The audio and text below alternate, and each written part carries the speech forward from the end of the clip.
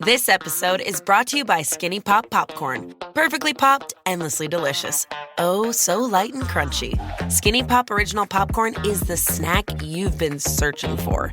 Made with just 3 simple ingredients: popcorn kernels, sunflower oil, and salt. Snacking never felt or tasted so good. Perfectly popped, endlessly delicious. Give yourself permission to snack and pick up Skinny Pop Original Popcorn today. On tonight's episode, we're celebrating something we all love on Valentine's Day, and that's heavy metal. Join the Vernomatic Metal Walt and Ian O'Rourke as we explore the history of metal, the year 1985. Next on Metal Mayhem ROC. WLFE DB Radio. Are you ready? Live from the Metal Mayhem Studios in Rochester, New York. We are gold. And heard around the world by metalheads just like you. This is Metal Mayhem ROC. Heavy metal music. Your weekly dose of metal music, interviews, album reviews, news, and more. Want to be part of the show? Send us a message through our website, metalmayhemroc.com, or hit us up on Facebook and Twitter. Search Metal Mayhem ROC. It's getting nice and heavy. And now, welcome tonight's host, John the Vernomatic Verno. Good evening, everybody. Thursday night, time for a brand new episode. We invite you to visit the metalmayhemroc.com website. That's your one-stop shopping for everything related to the podcast. There you'll find direct links to Spotify, Apple Podcasts, and Stitcher. Do us a favor, download some past shows, rate, review, and subscribe. Recent episodes, we had Nigel Glockler of Saxon last week. We had a special Johnny Z of Megaforce tribute show with Carl Kennedy of the Rods.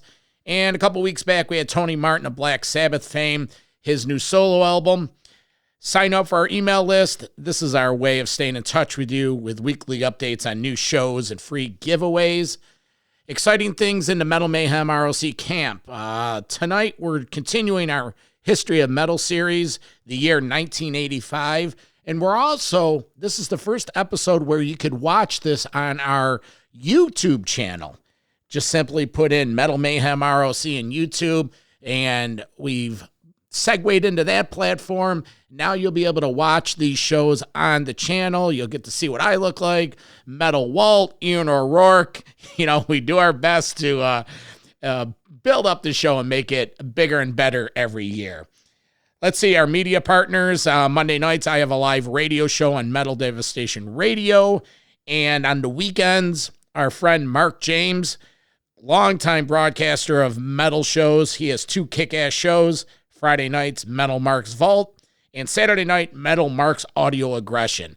So again, go back to the website, metalmayhemroc.com, and links and info on all of these platforms are right there. So we're going to take a little break, a little word from one of our sponsors, and then we'll be back with Metal Walt and Ian O'Rourke and myself for the History of Metal 1985. I'm the Vernomatic. This is Metal Mayhem ROC. Hey, what's going on, listeners of Metal Devastation Radio? Vernomatic here, inviting you to get those horns up and to join us live Monday nights, 6 to 9 p.m. Eastern Time for Metal Mayhem ROC Live. We crack the vaults open and play the best of the metal from the last 50 years. Get in the chat room, meet other bangers from around the world, send me a request and I'll get it on for you. That's Metal Mayhem ROC Live with me, the Vernomatic. Monday nights, 6 to 9 p.m. Eastern Time, right here on MetalDevastationRadio.com.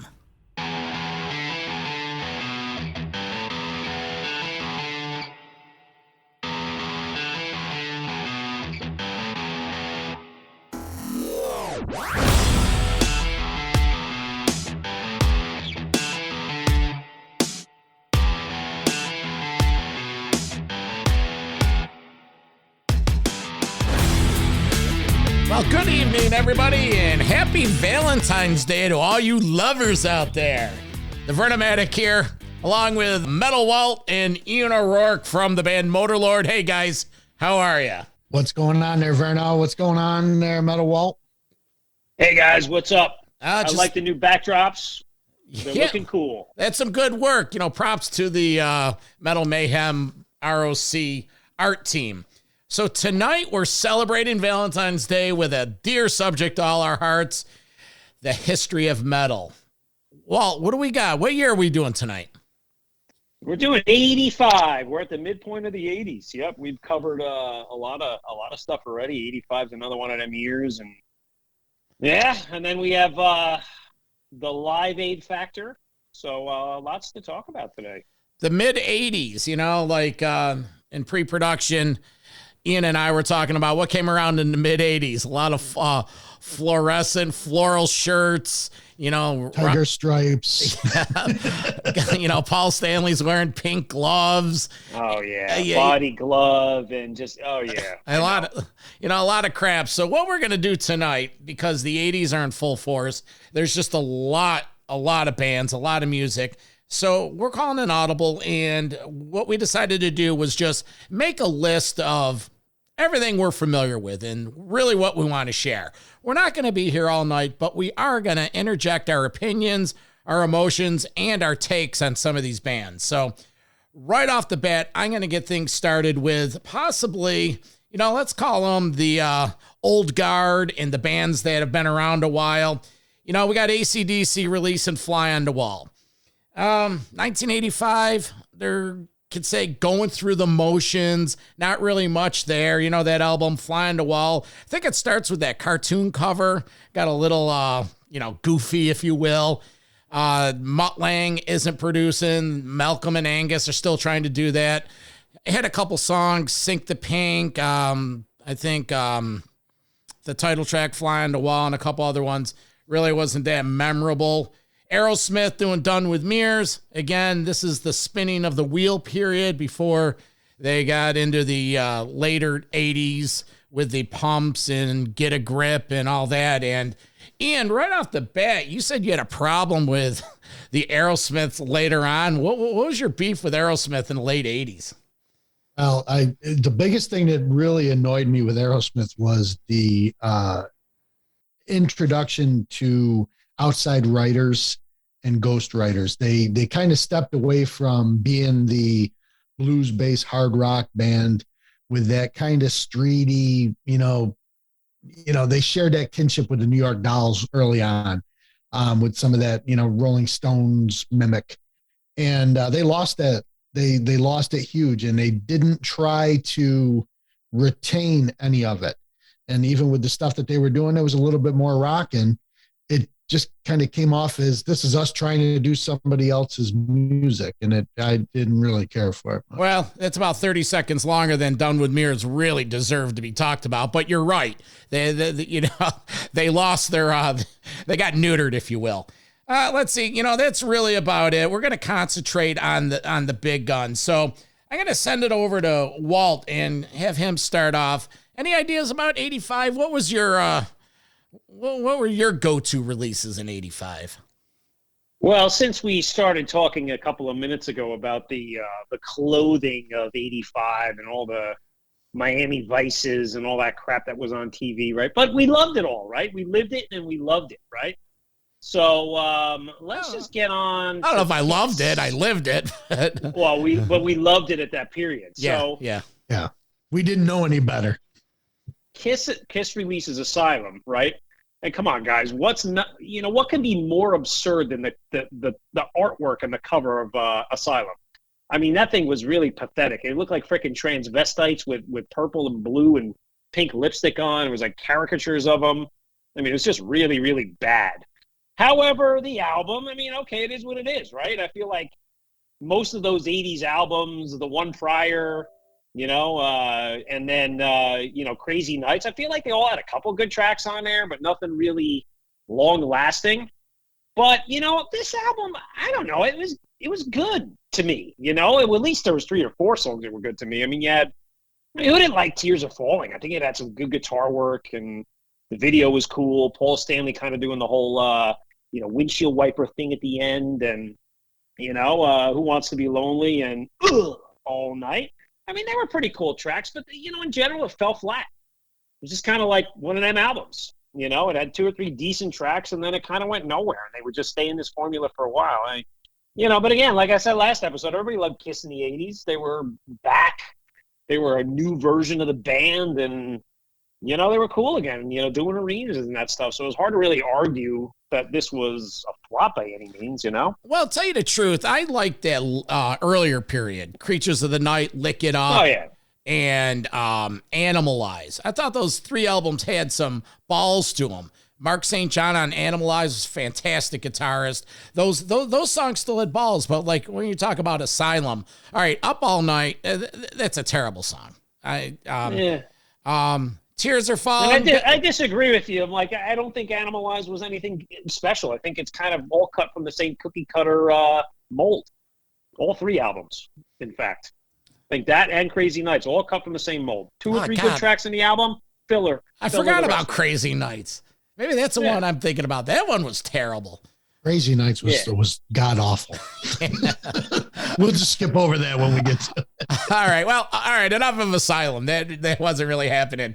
Well, let's go over to, and this is going to take even less time. Bon Jovi. Never a fan. I give him props for how he started. Writing that killer song, Runaway, in the middle of the night as he was cleaning the studios of a 17-year-old, but never a big fan of the band. Ian, give us a little background on this. And remember, not a lot. No, my girlfriends, I had 2 girls that I dated in high school. Both of them loved Bon Jovi. So I heard a lot of it. I mean, In and Out of Love, is it the worst written song ever? No. There were a couple of, songs that they had off the album that were, kind of floating around at the time. I really I didn't have any big love for Bon Jovi. I didn't, there wasn't enough oomph for me, especially coming from Van Halen. Sorry. I agree. I couldn't second your opinions. I think being a Jersey guy, they were all the rage. And this, just when you hear the album title, 7,800 Degrees Fahrenheit, you think back, oh my God, that was Bon Jovi, the beginning of their heyday. And then you go look at the album and you're like, well, there was no hit song really. Yeah, In and Out of Love, Tokyo Road was okay. But the rest of it, it was just them kind of growing up the ladder. That was really it, and getting a name for themselves. What was it? The product wasn't great. No, the product wasn't great. But was it the hair? Was it the look? Was it the JBJ smile?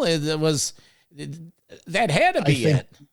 Yeah, I think that the mayhem that ensued from them was all, and it, you liken it to something like Donny Osmond or Leif Garrett back in the 70s. These guys were out there, they looked good, they're cute, the girls were going crazy. At least from a guy perspective, there wasn't enough integrity in the music.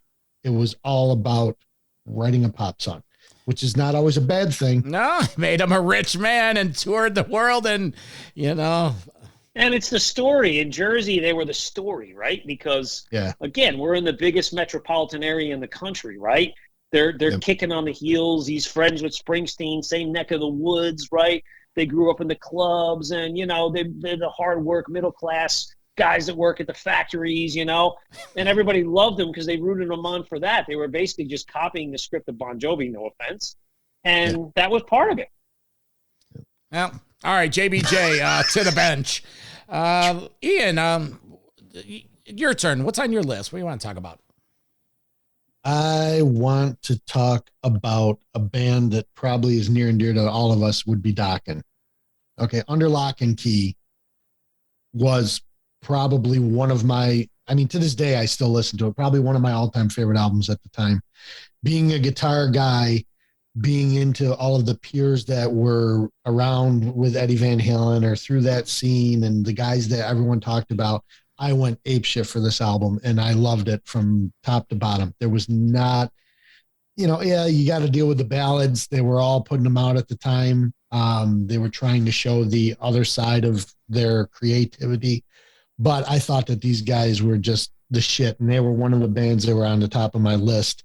And this album, I can remember, I think I almost wore the tape out because I would play it so much back in the day. Walt, your take on Dokken? Yeah, I mean, I would agree in hindsight. I think in 85, I was, if I can be honest, I was still cutting my teeth more in the Police and the Eric Claptons and the Springsteens, and I don't think I appreciated an album such as this till later on. But when I look back at it, yeah, I mean, there's great songs in it. My take on Dokken, I was a little more neutral on them. I happened to just see them because they're opening for bands. Not really. I honestly think they're nothing more than a B-list band. I never really thought anything more than of them. George Lynch, sure, George Lynch is George Lynch, but I never really got on the Dokken bandwagon. I'm not totally dissing them. I just never really got into them. I think they were that, you know, we talked about it, the Rat type bands. They were lumped in with the hair bands, but they were really not hair bands. They just had the image of the hair band. Well, and it was almost like cool to like them. Like it was not cool to like Bon Jovi. It was not cool to like Slaughter. No, fuck Bon Jovi. But it was cool to like Dokken. You know what I'm saying? Yeah, I liked Rat more than Dokken. I did too, but you know, like if you had to say, okay, let's get at it, right? Winger I thought was gay, but they're a good band. They're great musicians, but you don't realize it when you're a punk kid. Yeah, you're goofing on them. Yeah, right. Yeah. And you're like, oh, I can't like Winger, I can't like Bon Jovi, I can't like Slaughter, but I can like Dokken and Rat. I made a comment when I was having pre-show discussion with Verno regarding, the LA scene back in the day, and it was by this point it had gotten very astute. It was, you were either on this side, which was the glammier side, or you were on this side and you were the heavier side. But some of the heavier guys still had to kind of they still kind of kept with some of that California image. And Dokken was one of those bands. When they did that, Rat was another one. You know, they never got fully glam. They were a little more sleazy kind of looking. Yeah. But they kind of still, they towed that line, probably because they had all the chicks going to the shows. I mean, that's back in the 80s. Everybody did it for the chicks. I'm sorry. They did it for the chicks and the drugs. That's it. And, Ian, you're a musician. He's from the band Motorlord. That's your craft. That's your art. So who's someone to say that band sucks if you're a musician? So let's see. Let's stay on course as long as we're on Sunset Strip and Motley Crue. Okay. 1985 Motley Crue. Like we started this episode, fucking pink outfits, the Crew on Theater of Pain. I liked what you said last night, Theater of Pain. Yes, that's Theater of Pain. They're coming off a Shout at the Devil and Theater of Pain. The music was forgettable. They've gone on record to say they really didn't even like it. Smoking in the boys' room, they had to have a hit with that. And they look terrible, even though they were trying to mock Aerosmith from 10 years earlier with the Rocks era outfits with the long stripes. We got about another 30 seconds with Motley Crue. They sold out. I remember 85. It was like, they're sellout. They're sellouts. You know what? Look what they did on their prior albums, The Image. Now they're sellouts. A cover of a 60s tune and a ballad. But it was one hell of a ballad, though. True, but here's the thing: if you liked them, you dropped them. If you were a dude that loved the rockin' version of them, you were done with them. Yeah, you're right. You go back and you look at the history, though. This was after the whole debacle with Vince Neil, Nikki Sixx, and those guys were so rampantly messed up on drugs, they couldn't put two notes together if they wanted to save their lives. They were lucky that they were able to scab together that little piano riff and turn it into a song. But the rest of the material is forgetful. It's very forgetful. And, poo-poo on Nikki Sixx for ruining the look that Pete Way from UFO had brought in with the striped pants that Steve Harris stole later on. Nikki Sixx did it, threw a freaking tux coat on top of it. That's what I was talking about. Made it look stupid. Well, before that, it looked great. I'm not going to defend Crew, but as bad as they got off course on Theater of Pain, They got back on the road. Every album, they had a different image. The next one was the next one, Dr. Feelgood, or no, next one was Girls. Girls.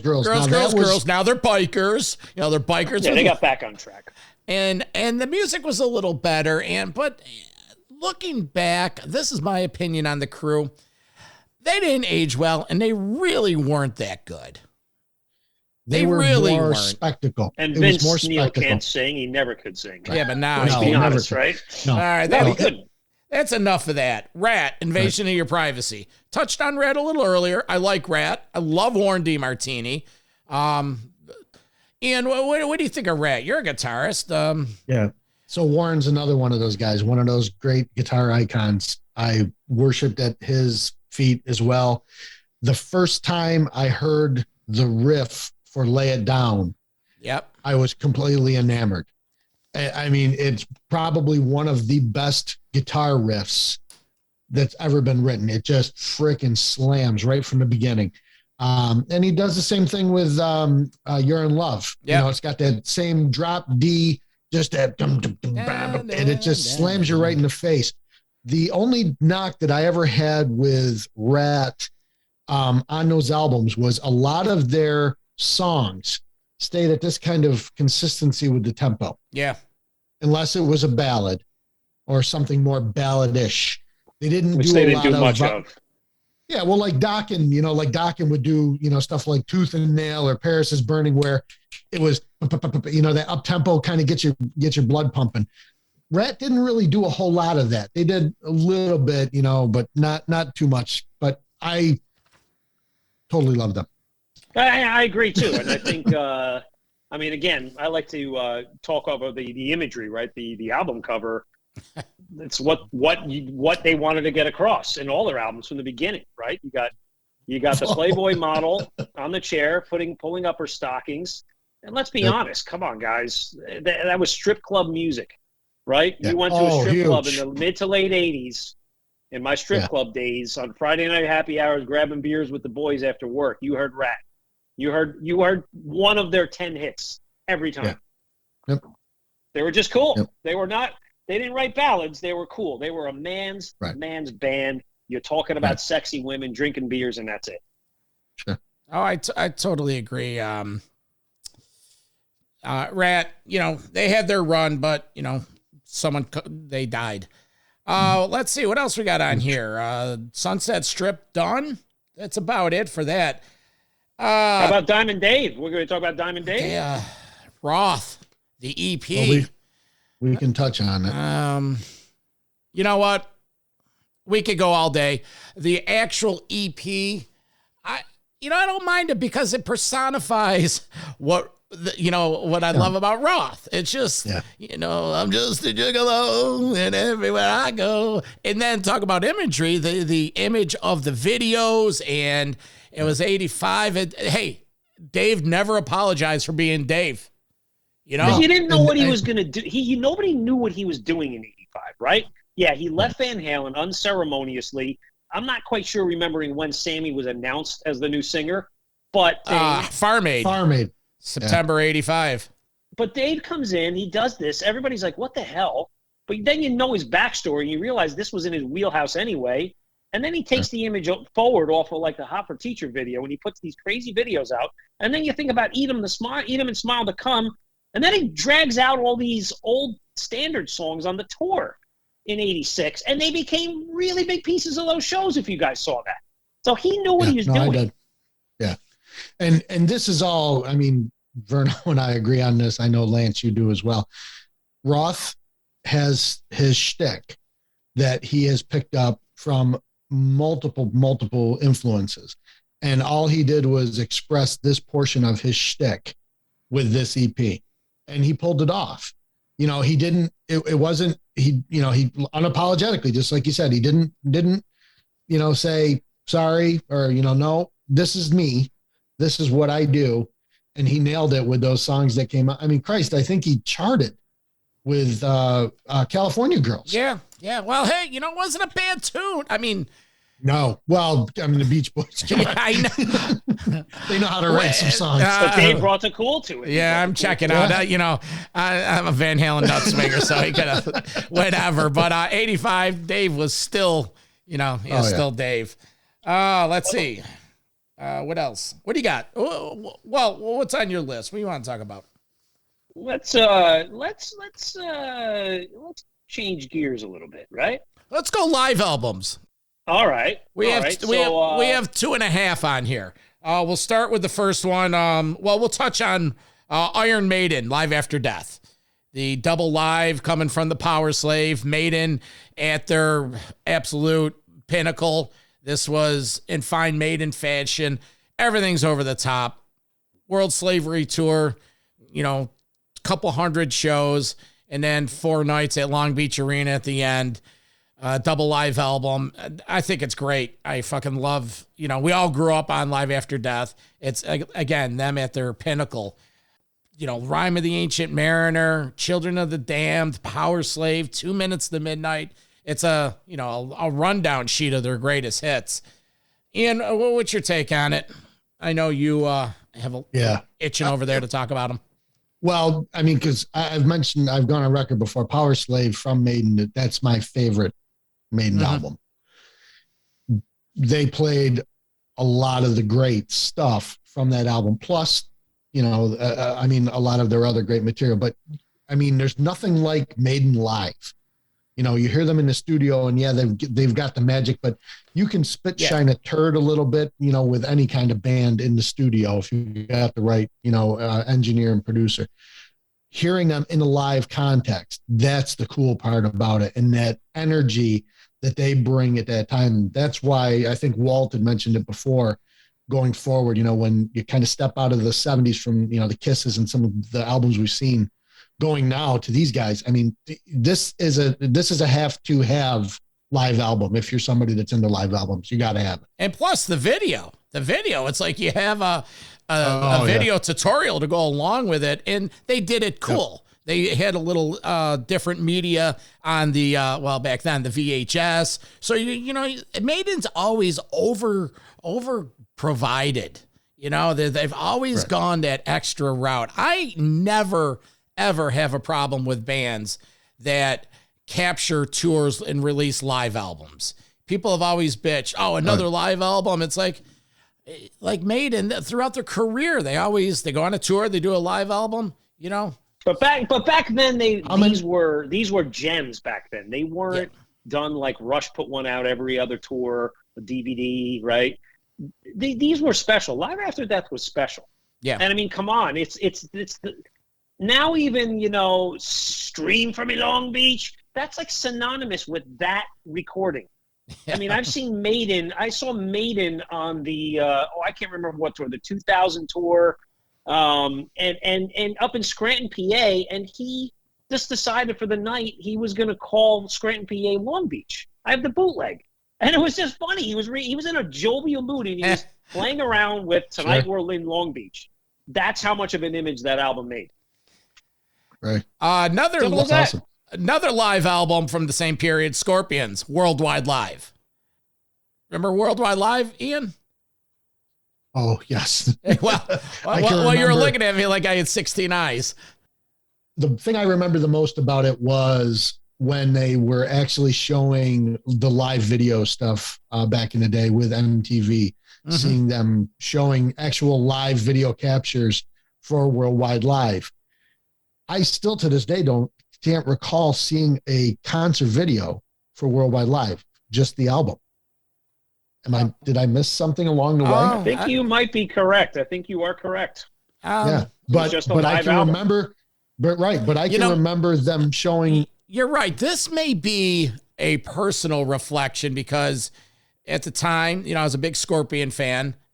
Started seeing him in 82, but me and my buddies were into it. I have a real good friend that's a huge Scorpion fan, and we used to go back and forth. And we saw the tour 2 or 3 times. Saw it in Rochester. Yeah. We went to Syracuse later in the summer, and I remember the Syracuse show, we had the arms over the rails because back then you could go general admission.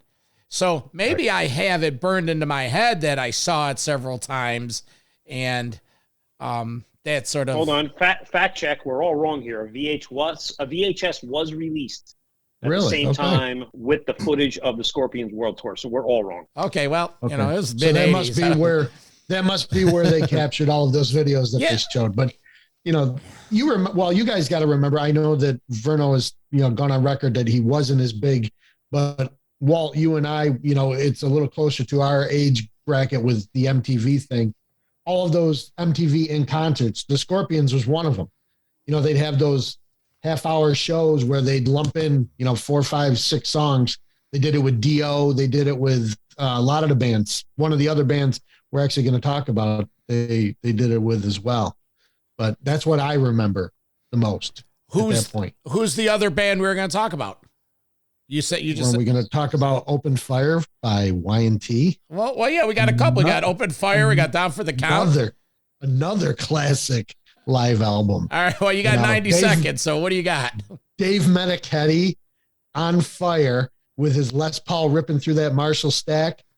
Granted, they all were taking on the look at the time in their costumes and everything, but back then especially, there was no other band like Y&T. Y&T could keep up with anybody in a live setting. And the Open Fire, the live video, I can remember when they showed that on MTV concerts, it was mind blowing, and seeing Meniketti ripping it in those solos, man, it was just it burned right into my brain. I love it. That's a great album. Walt, you and Y&T, you go back, don't you? Yeah. I couldn't agree more. There's nothing but good things on this album, and to this day, they're still a killer band. So yeah, enough said. I think we all agree that's an A+ effort. All right, well, we got about 20 minutes left, so why don't we go underground and talk about some of the heavier bands. 85, Anthrax came around with the EP Armed and Dangerous. That was sort of like a crossover from the end of the Neil Turbin era. Redid some of those songs. Joey Belladonna joined the band. Danny Lilker was out. Frankie Bello was in. And then Spread into Disease. Both these albums recorded down in Ithaca, New York, as well as the SOD Stormtroopers of Death, which came out in 85 too, which, if you're not familiar with that.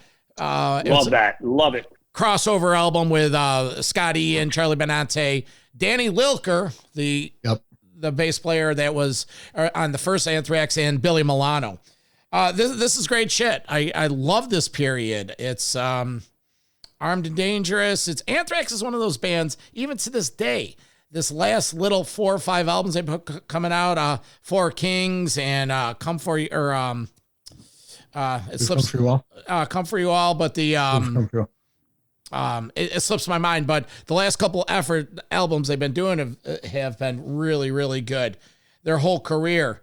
Well, what's your take on Anthrax? You with them? You against them? Oh, I'm big with Anthrax again, and just talking about the 85 influence here. Let's go in reverse. I want to talk about the SOD release first because, I mean, you talk about politically incorrect in this day and age, but man, I wore the shit out of this cassette. My friends and I did, 15-year-old kids giggling at every little thing, Speak English or Die, an anti-procrastination song that was all of 10 seconds, and, just everything, the Ballad of Jimi Hendrix on all the dead stars at the end. Oh, my God, wore it out. They came out with other albums. They were all just as funny. I saw them one time at a little bar in Hoboken in the late 80s when they kind of got back together. And, just March of the SOD was awesome. But the underground album, and when you go to the Anthrax guys, I've been a big follower of them, their whole career, and I've seen it all. And again, they were a New York band. They had that edge, and they were just street kids, from Lemoore and that kind of thing, the Bronx. Just good stuff. I mean, this album's just got, killer songs. I mean, Madhouse and Armed and Dangerous and Medusa and, across the board, just a killer album. I love them. And they were on the rise at this point in time, man. They came out of that Old Bridge Metal Militia period, Yep. So this was kind of the beginning of them, and they cut their teeth. they would only get better, or at least they would only get better for a couple of years, and then they kind of switched their sound a little bit, but it was never bad, but it just got a little different. So, thumbs up on both of those guys. Ian, you're all good. I agree. I mean, everything that he said was right on the mark. I mentioned when we were doing pre-show stuff with Verno, I went back and listened to some stuff, and AIR, I can remember the first time hearing it, kicking off that tape. I was like, oh my God. I mean, they always brought that hardcore attitude with their songs, and they were able to keep that fast intensity. It was always just awesome. And Charlie Benante is just an animal anyway. So I'm going to go deep into the underground. Hallows Eve, Tales of Terror, killer band from the Georgia area. Nasty Savage, Florida. Some call it swamp metal. Nasty Ronnie. That was good stuff. And Savatage from Florida. We're going to touch on Savatage, but there's another band that comes from this era, Trouble in the Skull from Chicago. This is all stuff that they definitely weren't glam. They definitely weren't some of the Anthraxes and some of the other big four bands, but these bands were, they just killed. And Overkill from New York, Feel the Fire, the EP. Guys, you two have a love affair with Savatage. Walt, you go first. What you and Savatage, what do you know about them? I've covered them on our previous episodes, and this was the growth in the band right here. I know both Ian and I love this album. I think side one is it's just killer. The title track, it still puts chills up and down my spine now when I hear it. From that opening riff, it's just awesome lyrics to it. It's just such a strong, inspirational song. It's just good. This is a complete album. You had Sirens and Dungeons Are Calling that were kind of split up with the releases, and they were recorded the same day and all that stuff. But this was the band at let's say, they were really growing here. And when Hall of the Mountain King would come out in 2 years, you even saw that a step further. I love this album. I especially love side one. Nothing else to say about it. Yeah, I mentioned to John when we were talking before, they're one of those bands, say like maybe an Armored Saint, say like, a handful of other bands that came out at the time, that if you didn't know that they were from the States, you would think that they were from the UK or Europe, because they had such a unique metal sound. They always had that dark minor symphonic orchestrated type thing going on. It took Paul O'Neill later on to help flush it out a little bit more, but the Oliva brothers, with the material that they were writing, and I agree with you, Lance, that the whole first side, this is one of those albums, you put it on, you play it, it's done, you start it over, you do it again. It's just one of those albums. They were the forefathers of power metal, as we talked about a couple episodes. They may have been the band that coined that term, Yeah. Or at least they were in that initial handful of those bands that were doing it. Absolutely. Let's just finish up the underground, if you will. Exodus, Bonded by Blood, probably the 4.2 of the big four.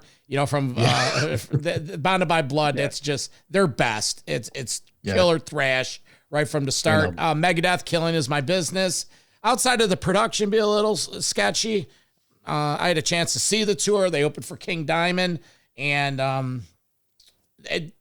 love that one. And Raven, Stay Hard. That was their attempt once they got signed by Atlantic, and they took a little bit of a detour off the. I don't think they were ready for prime time exactly on that one. And Slayer, Overkill. Overkill. What do you mean? What do you mean? I just wanted to throw that in there. Oh, okay. Slayer, Hell Awaits. I've been a big fan of Slayer. That first part of their career, all the way up till Seasons of the Abyss, I think is great stuff. And that covers the underground. So, staying on the streets of New York, Twisted Sister, who is a pulse on.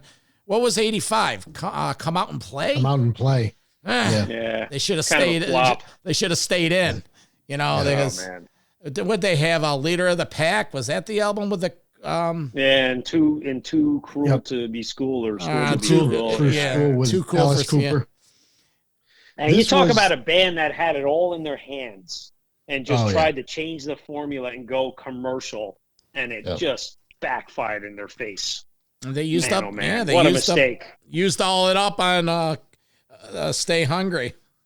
Well, that was the thing. And Stay Hungry was, it was there. Like I had mentioned before, I was never a huge fan, but there were, that was one of those things that kind of kept them at least slightly still connected to their earlier material. By the time they got to this point, you can hear a distinct change in their sound. The way that they were writing, the way that they're, it was just another one that tried to jump on a trend, and it just went badly, unfortunately.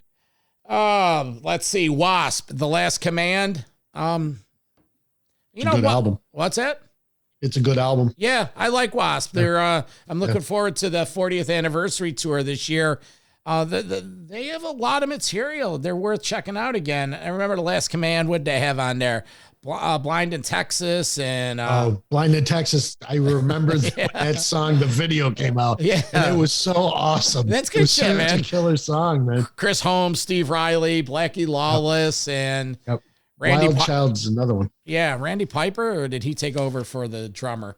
But there was 85, and then Dio, Sacred Heart. Was that the first album, that Sacred Heart, with the 15-year-old guitarist? No, that was the next one. This is the last one with Viv. Is it? Okay. Yeah, he got replaced mid-tour. Yeah. By Craig Goldie. Yep. Yeah, Dio, we've gone on record through this whole series. We all have an affair. I'm a big Dio fan, as you guys know. I like this album, but I don't love it. I think there's two great songs: King of Rock and Roll Children, killer. Sacred Heart is good. Hungry for Heaven, I can't stand. Way too poppy. The rest of it, No, I know this was the big growth in the tour where he had the big props and the breeding dragon and the Sphinx and whatever else he had. Yeah. Yep. I didn't see this tour, but I do know this was this was the big period for Dio in 85. Fuck, I did see that tour. I forgot about that dragon. Yeah. Well, he had it again later on. He used it with Craig Goldie on the Dream maybe Evil. that was it. Yeah, I remember a dragon. Let's see. Saxon, Innocence is No Excuse. Not a bad album. It was a little, that was just like with the Raven thing for me. They were starting to try to follow trends. Yeah. All right. I'm going to clear the stage right now, and I'm going to give it over to Metal Walt, because we're going to go Rush, Power Windows. Okay. Yeah. I'm going to set the clock. You get 3 minutes, and I'm going to give you all my time, because, I love Rush, and in 85, I love all Rush. So I don't think I ever said that I didn't love Rush. No. Okay. Not at all. But, Power Windows, your take. What do you think? So this is I say number 3 in the series of 4 80s, symphonic keyboard era albums, right? This is the best, hands down. Signals is second. Like it or not, this album itself, for me, stands up in probably the top 3 of the whole Rush catalog. I absolutely love this album. I mean, there's a couple clunker songs on here, but for the most part, Big Money, Manhattan Project, Marathon, Territories, Middletown Dreams, Mystic Rhythms, love every one of them. I mean, they added some of that orchestration to it, but there was just something different about this album. And the Manhattan Project, talking about, the atom bomb. I mean, just the lyrical content and Neil's perspective in Marathon about, that life is not a race to the finish line. It's about the sprint and the pathway to get there. And you need to make changes on course. The compass, Territories. It had some wicked guitar in there. They even make a little joke about the world needs better beer. I just love this album, and it just fits from that period. But this was the best of the best in that time frame. And what do you think, Vern? You liked Rush then? Yeah, let's hear a little Getty.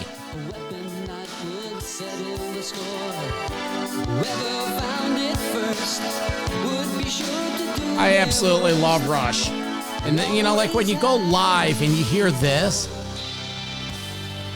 They carted out these songs on the Clockwork Angels tour. I went to opening night up in Manchester, New Hampshire in 2012, I think it was. And their set in set one was predominantly from the 80s albums. And I think they drew at least 3 or 4 off of this in set one.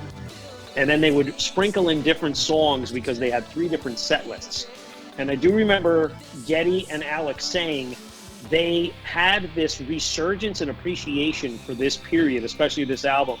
And they wanted to draw it back and play a lot of it on that tour and then in a way retire it. So when they came back to the R40 tour, you didn't really hear anything from this album. But it lasted for them. Maybe they didn't appreciate it at the time, or maybe it was a little embarrassing, but they grew on them. Actually, to tell you the truth, I didn't appreciate it back in 85 when Power Windows came out. And, I'm looking at it and I'm like, well, what kind of album cover is this? But it took those later tours for me to go and see these songs performed live to realize how great it was. When you hear them in the live context, when they had done some of these performances, it's just like with some of these classic live albums, you would hear, let's say, Kiss. Okay, that first album, production-wise was kind of but you hear it when those songs are played on a live, and all of a sudden it's like, whoa, I missed that. And that's how some of these songs are too. I got 10 seconds left on Rush. We all love it. That's why they call it Mount Rushmore, right? Yep. All right, we got 5 minutes left. We're going to end with a little wrap-up on the Live Aid festival, and there were some heavy metal connections there. Guys, you got any loose ends you want to get out there? Walt, you want to talk about Kicks, or Ian, you want to mention Yngwie marching out? I know that was a staple back in the day. I'll throw it real quick. I mean, Marching Out, second release, full-length release from Yngwie. Jeff Scott Soto singing his ass off. It's just a great album for anybody that is a guitar-centric person like me, being a guitar player. I loved it. I wore out the copy that I had back in the day playing it. It was one of those ones that was in rotation outside of my Van Halen stuff, which I never stopped listening to the classic Van Halen. No, ever. Never. Ever.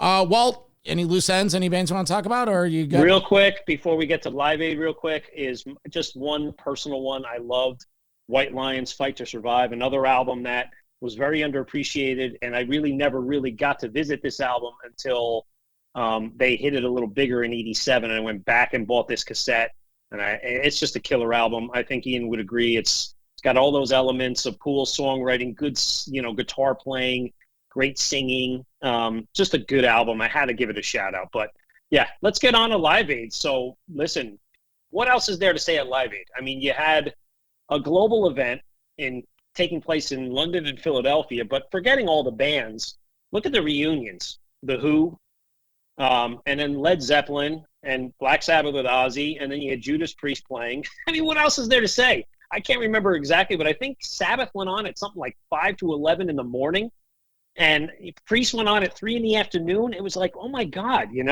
But Ozzy with the weird spiky hair back then, and of course the imagery was Ozzy's going to come back in, and being the Black Sabbath historian I am, I think I know here that they were at that kind of, flux state where Gillan went back to Deep Purple in 84. Tony didn't know what he was doing. He wanted to put out a solo album, which would have become 7-star. The label forced it against him, and you think he was really thinking there would have been an Ozzy reunion. But, that was my take on that. I mean, just knowing Priest was there. You guys are a little bit more on the Zeppelin piece. You could probably comment on that, but, it was part of 85, and that's simple as that. That Zeppelin, Phil Collins filled in on drums, and the fun thing mentioned before, Phil actually played at both locations that day. He played in London, he took the Concorde over and played with Zeppelin, and the Zeppelin performance really, Jimmy Page was the first one to say that it was terrible. It was, out of tune and this and that, and we don't know if substances were involved, but the fact that Robert Plant, the excitement was there when they came out and Pagey comes out with that guitar and JPJ walks out and Robert Plant. Now remember, this was 85, and in 80 they called it a day, and Plant was had success with his solo stuff, Pictures at 11, and some of those solo albums. So, but just the fact that bands like Zeppelin and, well, not so much Zeppelin, but like Judas Priest and Sabbath, they were included in this global event when, you had Dire Straits, Madonna, the Pretenders, a young U2, all these bands that were went on to be Hall of Fame bands, but they were the hugest bands of the time. And it's just, back then metal was getting their due. They had respect, and it was an awesome event. And let's not forget the performance of Queen. We haven't talked about them a ton in latest episodes, but that was a period of time, and even the movie they did a few years ago. I mean, that was recaptured. That was a beautiful, beautiful 4 or 5 song set. And definitely worth a call out on this show for any hard rock fans. Ian, you got a take on Live Aid? I think I had mentioned to you sidebar before. I was not a big fan of the whole thing at all. I thought it back then especially was a big cash grab and a big advertisement for all of the big record mogul people. Because if you can have Led Zeppelin come back together and you can get The Who to come back together, why did Keith Richards and Ron Wood play a separate set from Mick Jagger, who came out and did a whole other set? You couldn't have the original Rolling Stones come back in? No, because they didn't want to do it. I really didn't like the fact that they felt that they had to pull in some of these heavier rock bands, but it wasn't what I was into at the time. I mean, I was kind of beyond Sabbath, and Priest was kind of in that weird flux period. Wasn't going crazy. And looking back at the history of it, they raised $127 million, but even to this day, there are still disputes over how much money actually got sent to Ethiopia and how much was stolen by the government of Ethiopia that never got out to fund people that needed the money out in Africa. It was really just it's a whole big cluster, but when you look at it, it's almost the setup for every big event or awards thing that's gone on since then with popular artists. They pull them together, when they had, you guys got to remember this, when the Twin Towers came down and they had the whole big gathering of people there. You have people that were coming up to talk, and these are the same people that get on television at all of these stupid award shows, and they say these same stupid comments over and over again because they're media mouthpieces. I didn't have a lot of love for it. The thought was there, the intent was there, but I didn't, other than that, it was a big mark in history. But we did have some metal representation. And I think that's what we're really just of course. And to tell you the truth, I respect your opinion. You have a take, but in 85, that was the farthest thing from my mind. I was just looking to get laid and score another bag. So I was glad to see Sabbath and Zepp got back together. But hey, we're here to discuss and share our opinions. So I got about 90 seconds left. Next episode we're doing is 1986, the golden year of metal. A lot going on, so we look forward to that. Guys, anything to say before we get out of here? Just glad that we were able to get together in this new this was awesome forum. This was good, impromptu, and loved the last hour. Okay, great. Well, I want to thank Ian O'Rourke and Metal Walt for coming out and playing tonight. Just want to remind you about our live radio show behind me. You could see Monday nights on Metal Devastation Radio, 3 hours of metal. We have a chat room. We have tunes. I host it. A lot of good shit going on. Visit our website, metalmayhemroc.com, for past shows. Rate, subscribe, review, all that happy horse shit. All right, we're out of here. Thank you for listening. And always remember, what do we do, Ian? Keep it heavy. See you guys. Take care. Metal for life. Thank you for listening to Metal Mayhem ROC. Check out our website at metalmayhemroc.com for information on podcasts, archives, links to all our live radio shows, and all sorts of info. Please like, follow, and share with everyone, even your non-metal friends. And always remember to keep it heavy.